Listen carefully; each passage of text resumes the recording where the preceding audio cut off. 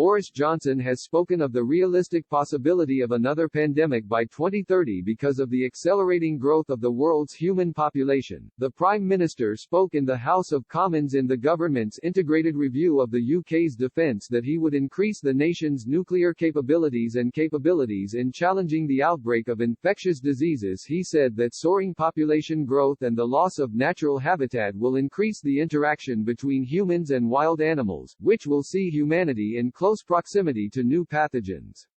He spoke of the real risk of a disease spreading from animal to human. In his foreword for the Integrated Review of Security, Defense, Development and Foreign Policy, Mr. Johnson said that when the review was begun, we could not have anticipated how a coronavirus would trigger perhaps the greatest international crisis since the Second World War.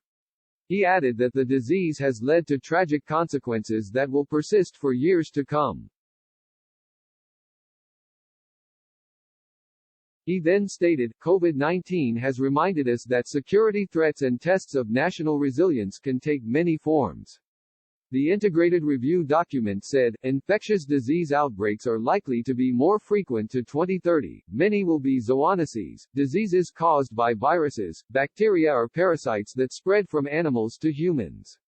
This could occur as population growth drives the intensification of agriculture and as the loss of habitats increases interaction between humans and animals.